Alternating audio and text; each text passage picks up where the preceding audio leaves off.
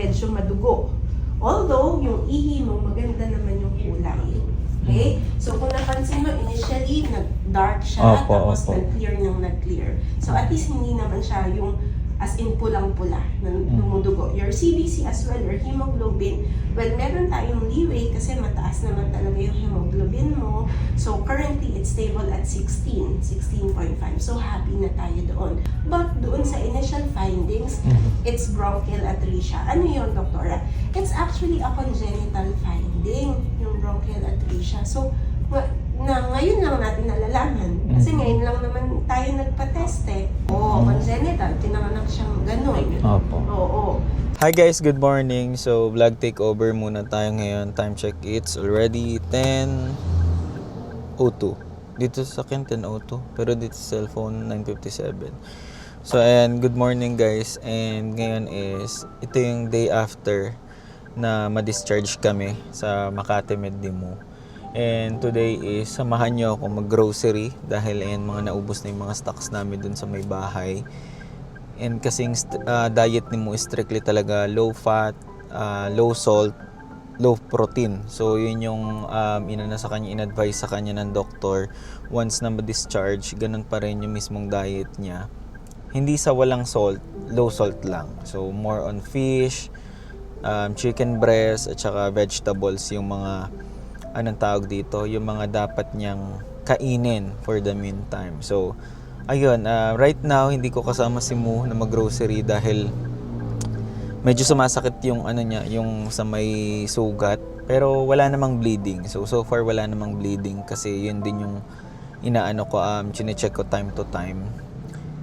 And para iwas din sa infection. Kaya, iniingatan ko na mangyari yung ganun. So, ayan, tapos na rin siya mag-breakfast, nakainom na rin siya ng mga gamot, and good thing nakabili kami guys ng pang BP kasi yung isang gamot niya is kailangan i-check muna yung BP prior sa pagpapainom ng gamot niya. So, strictly 8 to 8 yung yung pag-iinom ng gamot, kaya kailangan muna niyang kumain bago siya uminom ng gamot. So, ayan ngayon guys, isamahan niyo ako mag-grocery at mamili tayo ng mga gulay. Siguro isda hindi na ako bibili doon kasi meron kaming suki na dumadaan doon palagi sa may subdivision. Sabi ko, araw-araw niyang daanan kami para at least makabili ako. Kasi ang pupwede sa kanya is yung milkfish at saka bangus. Tilapia, ayan. So, yung mga ganong isda. Basta yung more on salt water or fresh water na na isda. And then ano pa ba? Gulay, and more on sayote siguro kasi napansin ko guys, more on sayote ang binibigay sa kanya na food doon sa may Makati Med. So, ayan, gagawa natin ng mga eksperimento yung sayote niya kung ano ibang mga ingredients na po pwede nating gawin. Basta low fat, low salt, at saka low protein. So, never na ako naglalagay ng kung ano-ano kasi si Mo dati talagang may magic na, may asin na, may bechin pa. So, ayun, kaya change lifestyle din. So, kung anong kainin mo, yun na yung kinakain ko din actually. And comment down below din guys kung may mga masasuggest din kayo na mga food na pupwede sa kanya. And medyo strict lang din talaga yung gagawin naming diet para at least hindi mag-progress kung ano man yung meron sa kanya. So, ayun, maraming salamat sa lahat ng mga prayers nyo again para kay Mu. And medyo napanatag kami nung nakausap namin mismo yung doktor na thank God dahil hindi siya for dialysis talaga. Pero ayun, maraming salamat dahil nandyan ka rin kayo guys para suportahan yung bawat ups and downs ng buhay namin. And hindi namin to guys kino-content just for the content. We are doing this para at least maging aware din lahat ng mga tao, like especially talaga sa mga kinakain. Right now kasi tayo, 'di ba, mas gusto natin yung malasa, ganyan. Maraming pampalasa, ganon. So masama din pala 'yon. So hindi naman dahil pukpukan yung trabaho namin, ganyan. So kasama na rin yung food intake. So, yun talaga yung malaking factor. Tinanong ko sa doktor, food intake talaga. So, Ayun, and good thing dahil nga mas maagang na-check or na-detect, may chance pa na makorek yung lifestyle. So, sabi nga ni Doc, hindi siya reversible pero we can stop the progression, 'di ba, nung kidney nung something sa may kidney niya. So, ayan, we're hoping and praying na sana samahan niyo kami sa journey na to, guys. And alam ko marami rin nakaka-experience na ganito kasi actually sa Facebook nga hindi ako nagsi-search ng mga regarding sa kidney, ganyan-ganyan, pero talaga ang dami. Tumaas talaga yung cases ng mga CKD or yung may chronic kidney disease. So, laban lang, wag tayong panghinaan ng loob. And sabi ko nga kay Mo, huwag ka panghinaan ng loob, mahaba pa buhay mo. And marami pa tayong goals or gagawin sa buhay. So, ayan. Medyo na-limit nga lang, pero ayun, we'll get there and paunti-unti babalik kami. So ayan, tara na, dami ko ng daldal, baka ayaw nyo akong panoorin. So tara na at mag-grocery saglit. And i-check ko rin siguro yung bahay na pinapagawa namin kasi ongoing pa rin naman siya right now. So hindi muna siguro ako mag-update. I-check ko lang muna kung ano ng progress doon sa may bahay. So let's go!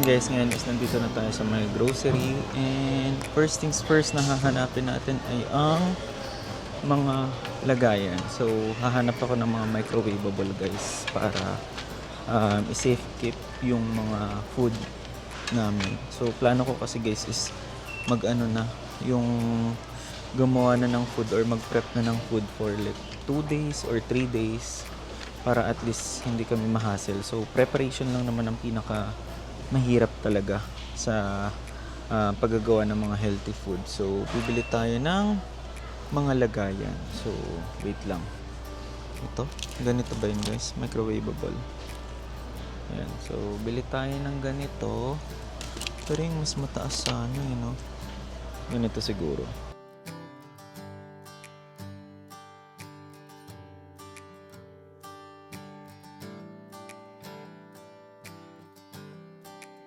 So yun, okay na tayo sa ating mga panglagayan ng prep food. So hanap naman tayo ng aluminum foil kasi plano kong ang tawag dito, guys, yung mag-steam. So pwede nating balutin dito yung tilapia or yung bangus, tapos lagyan lang natin ng kamatis, sibuyas, bawang. So yan, gawin din natin to. So yun, guys, nasa appliances na tayo. So, tara, hanap din tayo steamer na may rice cooker. So guys, ito yung ino-offer nila ate. Hanabishi. Hanabishi, baka naman. So ito, guys, ang ating nanalo. So all-in-one na siya, guys. Lahat meron na may steamer. Ayun, may white rice, brown rice, low sugar rice, steam, warm, low, high, hot pot. So at least ito na lang. Pero parang I think pare-pares lang naman yung use niya, Ito yung pinaka-standard Hindi kaya mahirap to, pagka-digital, no? Pagka-digital, sir, ganun lang din, sir. Isasaksak mo lang, tapos parang mga Hindi madaling minutes, masira yung ganito. Sa mga ganito, hindi din, sir. Kasi sa Saudi, hindi naman sa ay compare. Yung mga digital din ginagamit. Pero hindi naman siya sira. So yun, guys, naghahanap rin kasi ako ng parang gadgaran ng tawag dito ng cauliflower kasi nga 'di ba nagko-cauliflower rice ako. So ang hirap kasi niya i-manual na i-smash or durog-durogin. So kaya naghahanap din ako. Siguro i-order ko na lang sa sa Shopee o kaya sa Lazada, mas mura pa. Kasi ang gagawin namin, guys, is i-alternate ko yung kanin namin. So regular rice and then cauliflower rice the following day. So, ganon. Siguro yung gagawin ko. Pero maghahanap muna ako dahil mahirap maghanap nung gadgaran. Unless sa Shopee ka bibili talaga. So, ayan.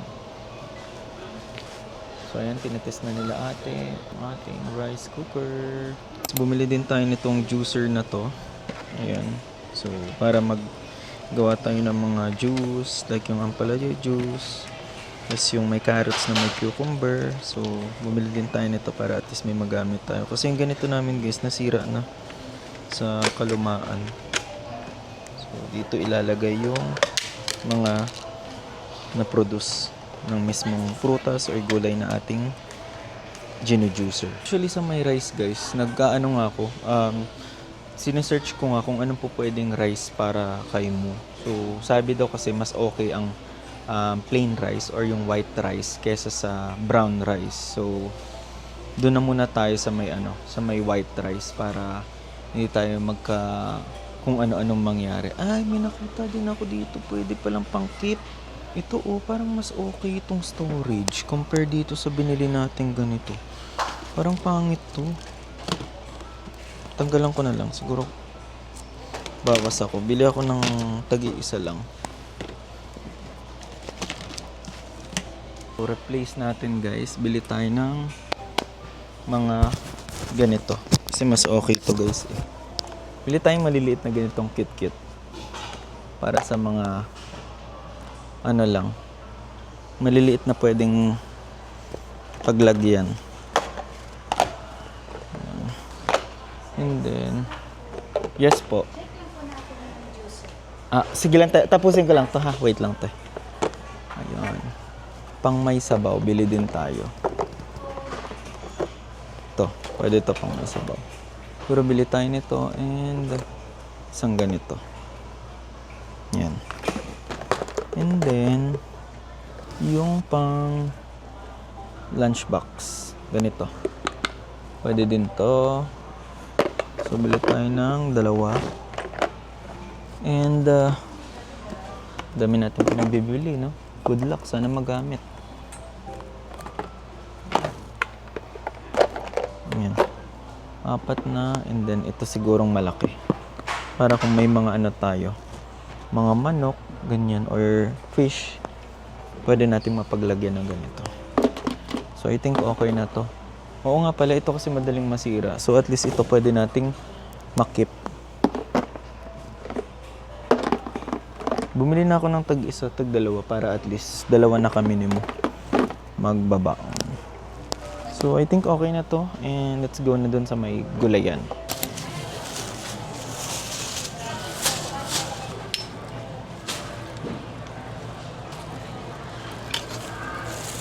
Ayan guys, breast part tayo.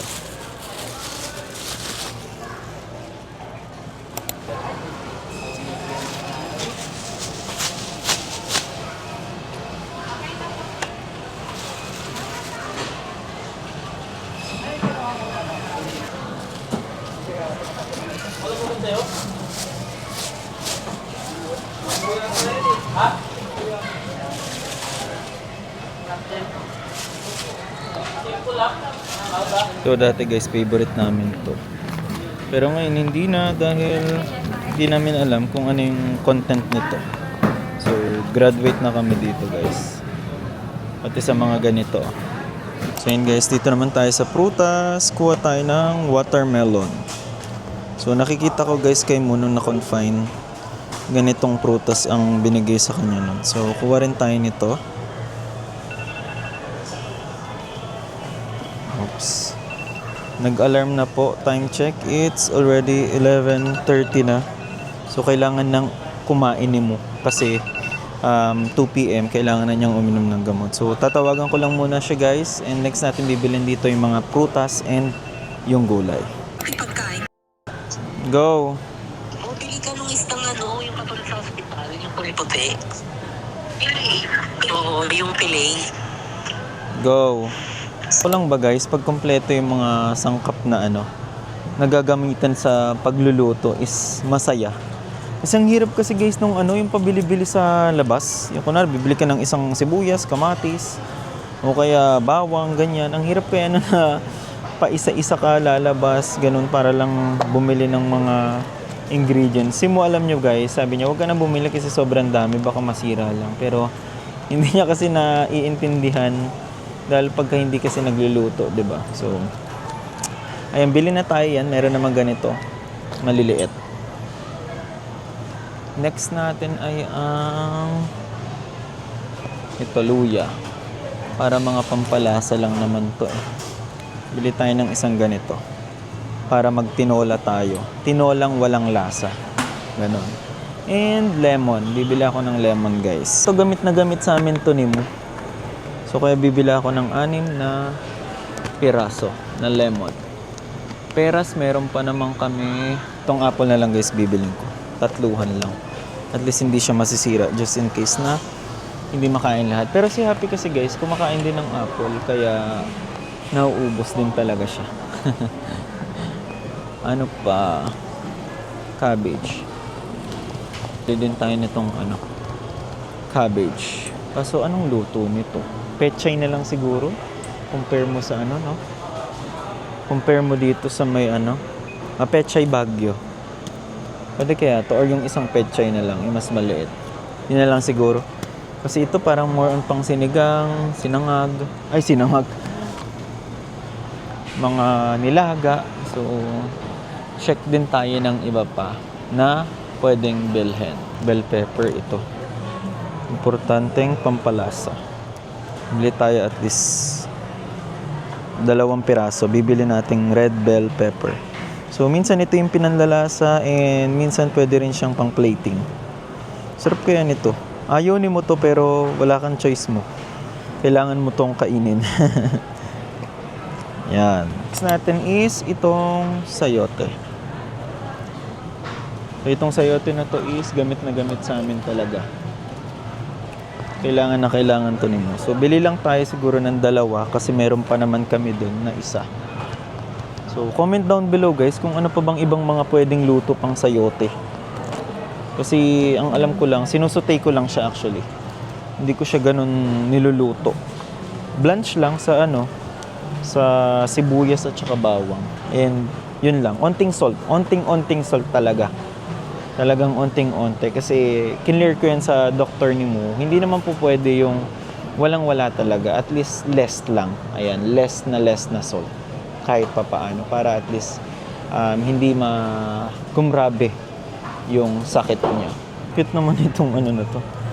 Ang liliit. Ano makakain ito? Parang pwede to sa amin. Sige, bilhin ko rin to, guys. Cabbage. Ayan. Cabbage siya na maliliit. Siyempre, hindi mawawala ang pipino. Ayan. Kahit marami kami sa store nito, bumibili pa rin ako, guys, dito sa sa SM. Kasi good for kidneys daw to. Kaya non-negotiable to, guys. Lagi akong bumibili ng pipino every time na mag-grocery kami. So, let's go for pipino. 2 lang muna siguro bibilin ko kasi madali din tong masira. So, lagi ko itong nilalagay on the side sa pagkain mo. Kasi good for kidney din to. Siyempre, one last, hindi mawawala ang ating white cauliflower. So, bili na rin tayo nito. Kasi, gagawa tayo ng rice ni Mo. Cauliflower rice. 3 and broccoli. Broccoli na maliliit. Yan, I think okay na to, guys, and all set na tayo. Meron pa namang ibang mga panluto doon sa bahay and tara na at magbayad. I think okay naman na to, wala na akong masyadong bibilin pang iba. Tapos na tayong mag-grocery and ayan, so pabalik na tayo ng bahay dahil magluluto pa tayo ng ating food. So time check, it's already 12:18 na. So yan, kausap ko na si Mo dahil kumakain na siya. Kailangan natin bantayan ang kanyang pagkain, baka lagyan niya ng asin. Magi. Baka lagyan niya ng oyster. So far okay naman. So marami ng progress actually sa bahay. So soon magbibigay na lang ng update kami. So Simon na lang magva-vlog dyan pagka kaya na niya at saka pagka okay na siya. So ayun, kita-kits tayo dun sa may bahay. Let's go. Finally, andito na tayo sa bahay and ayan, time to check ng BP ni Mo. Kamusta yung sugat mo, be? Konti na lang. Masakit pa.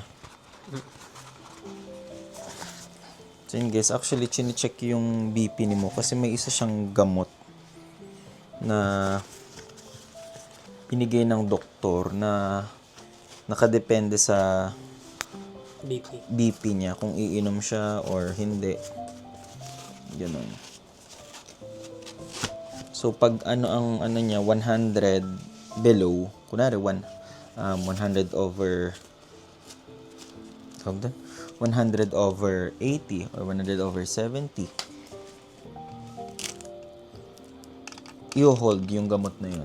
Pero kung anong tawag dito, kung 100 above, kailangan niya uminom ng gamot na yun. So ayun,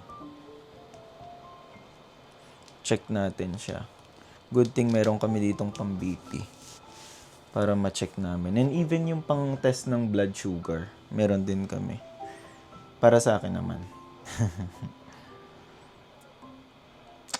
Yung. So actually morning sana to. Pero upon checking kanina, hindi naman siya naka 100 up. Kaya hindi siya uminom kanina. So check lang natin time to time kasi kailangan din natin i-monitor yung niya, blood pressure. 100. Oh, very good. Very good, very Hindi ako good. iinom. 100 over 60. So, hindi siya iinom ng gamot na yun. Yun. Pero marami pa din akong iinom. Oo, yeah. Kasi minsan, More dalawang on pang- tablet. More on pang kidney, potassium. Alam niyo ba guys, kanina pa, natutulog kami kanina. Yung pagkagising niya, pinapakita niya yung mga CKD na 5, stage lumalabas din 5. sa akin. Sabi ko nga sa kanya, huwag niyang isipin kasi yung pag-iisip na yan, mas makakaano sa kanya. Mas makaka-affect. Malayo ka dun, be. Tsaka nasasad din ako kasi ang daming mga nakaka-experience. I mean, maraming mga case ng may sakit sa bato, yung may mga CKD. So, ayun, nakakasad lang kasi, alam mo yun, hindi naman lahat is afford mag-dialysis. So, kaya as much as possible na kaya nating pangalagaan ng ating kalusugan, maging maano tayo sa mga kinakain natin, maging conscious. Kasi nga, syempre, kapag sobra naman ang kinakain natin, talagang maaano din, dadating din sa point na bibigay yung kidney natin. So, thankful dahil hindi naman ako ganun Hindi ganun ka-damage. ka-damage. May damage siya pero hindi ganun to the point na kailangan kong mag-dialysis. Yun nga lang, hindi na siya kagaya ng dati. Yung healthy. Pero thankful pa rin dahil, ayun nga, diba, medyo naagapan siya and maaga siyang na laman na may ganun ako. Pero ayun, ipag-pray natin na sana lahat ng mga may sakit gumaling para kahit papano, 'di ba, maano din yung iisipin. Kasi ako nga lang na ganito yung situation, alam kong may mas malupa pa sa akin. Ganun na yung nararamdaman ko. What more pa yung talagang, 'di ba, nakaka-experience ng bongga. So, ayun, healing for everyone. Always lang tayo mag-pray, wag tayong mawawalan ng pag-asa. Basta sundin lang natin yung mga sinabi sa atin ng mga doktor, iwasan ang mga dapat iwasan, tapos maging tayo, yung mag-ehersisyo. Pero ngayon kasi hindi pa ako mag-walk, more on bahay pa rin ako. Pero yun nga, sabi ni mo na kapag medyo okay na daw ako, pwede na daw kaming mag-walk. So pagpasensyaan nyo na to kasi kami kanina, nagtabi kami ng mga gamit kasi hinanap namin yung yung pang BP namin. So ayan na, tapos ito ang dami nating mga iinumin. Para siyang may butika dito guys. Correct. So bili na kayo kung anong gusto nyong gamot. Charot. So ayan. So kailangan to lahat is may meal bago niya inumin. So strictly 8 to 8 yung schedule ng kanyang pag-iinom. So kaya naman guys, bababa na ako, magpe-prepare na ako ng actually merienda na kasi nagugutom siya. Para at least may laman din yung tiyan. Kasi ang oras ng kain niya kanina is 12 o'clock, no? 12. So, time check, it's already, ano ba? 4 na, 23. Oh, 4:23 na. So, Buti dito may merienda ako. Sa hospital wala ano. Wala, nag-expect kami. True. Pero okay na yun, hayaan mo na. Kahit sana pati tinapay lang. Mahal ba naman dun eh. Pero ayun, tara na, sama ako. Let's go. Guys, ang tinitignan kasi sa pagkain mo is yung less yung sodium. So meron din kami actually wheat bread dito. So ito okay sa akin to kasi medyo mataas ang sugar. Then ito para sa kanya. So medyo ubos naman na. So tara na guys at i-prepare na natin ang sandwich ni Mu. Para at least makakain na siya kasi 4 o'clock na. Maya-maya magpe-prepare na rin ako ng kanyang dinner. So let's go. Ito na ang ating tinos na bread. So actually guys, based on my research at saka tinanong ko din, mas okay daw ang white bread kesa sa tawag dito. Kesa sa may wheat bread para kay Mu. So sumunod tayo kay Doc kung ano yung kanyang instruction. So tinapay lang 2 slice kasi ito guys is ano siya, ang 2 slice is composed na siya ng half cup of rice. So ayan, and then dapat pala yung egg muna. Wait lang. Fry din ako dito ng egg white. So hindi to ano guys, wala tong red na egg. So white lang din ang pwede sa kanya. Which is ginawa naman namin to noon. Pero dati kasi wheat bread yung binibigay ko sa kanya. So ngayon daw mas okay ang white bread. And then lagyan lang natin ng lettuce. Lettuce pepino. So lagyan natin ng pepino. Kasi okay din daw pepino para kayo. Siksik liglig yan. And then yan. Takpan na natin ito. Ayan. So yan ang kanyang merienda. Madali lang siya. Let's go. Ibigay na natin sa kanya at ipatikim.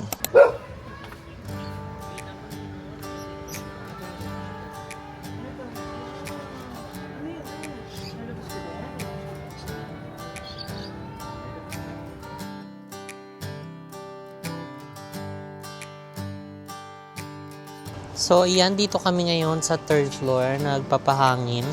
Kasama ang mga aswang! Aswang! Good girl. Give me 5, mami! Give me 5! Give me 5.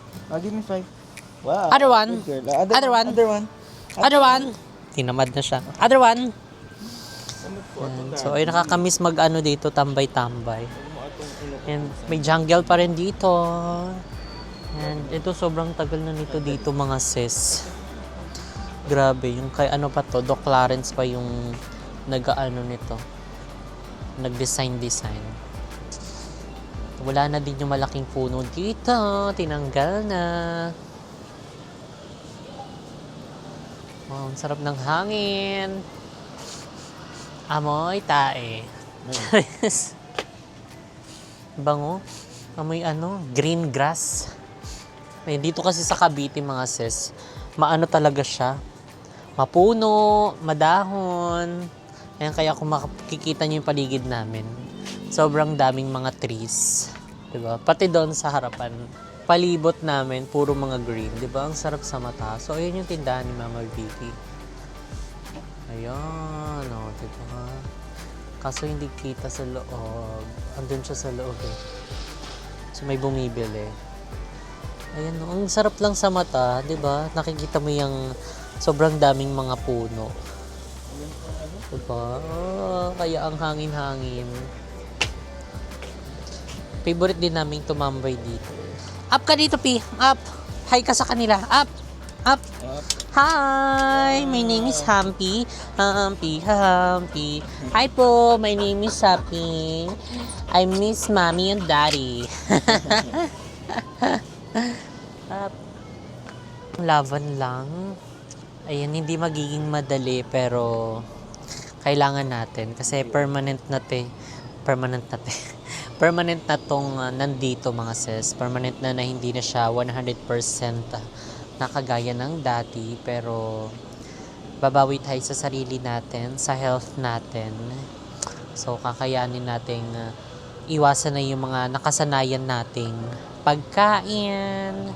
Pero pwede pa naman daw, pero nga in moderation. Pero kasi Ayan, dahil kakalabas lang din natin ng hospital. So, as much as possible, iaano muna natin siya, eliminate muna natin siya. Hindi natin sasabihin or hindi natin ipapangako na hindi tayo kakain ng mga fast food, pero itatry natin, susubukan nating alisin muna siya, 'di ba? Hanggang sa medyo maano na yung katawan natin, masanay na hindi na ganun kalakas kumain ng mga maalat, ng mga fast food. Kasi mga seswang, yung fast food talaga yung isa sa malaking factor kaya tayo problem sa bato dahil sobrang hilig namin, 'di ba? Kung mapapansin nyo, kung mapapanood yung mga vlog namin, hindi kami nakain dito sa bahay ng umaga, more on fast food kami, Jollibee, kung ano yung mga makita namin sa daan, 'di ba? So, yun yung talagang nagpa-trigger at saka nagpaano ng bato natin. Pero hindi na para magsisi, kundi para bumawi at gawin na ang healthy lifestyle. Kaya naman sa lahat na may mga pinagdadaanan dyan, laban lang tayo sa buhay. Hindi dyan natatapos ang ating buhay. So kaya magpatuloy tayo, bumangon tayo, at magbago. Yun talaga yun. So hindi pa tayo masyado lakad ng malayo dahil nga masakit pa yung natin sa likod. Yung operation, yung natin, basta yung pinag-anuan ng area. So kapag medyo na yung sakit nito, pwede na kaming mag-walk-walk. Pero ngayon, dito lang muna kami sa bahay, magpapagaling muna tayo. Baka din tayo mabinat. So ayan, pahangin muna tayo kasi magdamag na kami nasa kwarto. Actually ako lang, kasi si Mo di ba lumabas, nag-grocery siya. And sumilip din siya dun sa bahay namin. Hayaan yung mga seswang, kapag medyo naging okay na tayo, yung pwede na tayo makapaglabas-labas ng bongga, magbibigay tayo ng update sa aming bahay. Ayan, dahil balita ko marami-rami na tayong i-update. Ayan, pero ayun nga, hopefully na sana matapos na siya para wala na tayo masyado ding iisipin dyan sa bahay, di ba? Kasi stress din talaga yung mga seswang, as in. And maraming salamat din sa inyo mga ses. Ayun, dahil pinapalakas yung loob ko sa lahat ng mga nagko-comment dyan na iwasan ng pag-iisip ng masyado. Ayun, dahil nga yun yung isa sa magpapatrigger ng sakit mo, yung lungkot at saka yung stress. So kaya ayan, laban lang tayo sa buhay, di ba? Life goes on. Ayun si Mama Vicky. Ariko. Bikya! Me! Ma!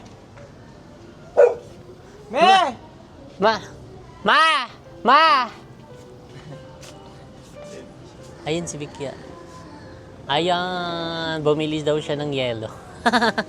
Yun lang mga seswang, laban lang sa buhay, and i-update naman namin kayo. Ayan, sana supportahan nyo kami sa journey namin ito. Ayan, magpagaling tayo ng bonggang-bongga. Ayan, dahil meron din pa naman tayong mga follow-up check-up. So, ayan, update namin kayo. So, yun lang mga seswang. Dito lang nagtatapos ang ating video. Good night. Bye. See you on our next vlog.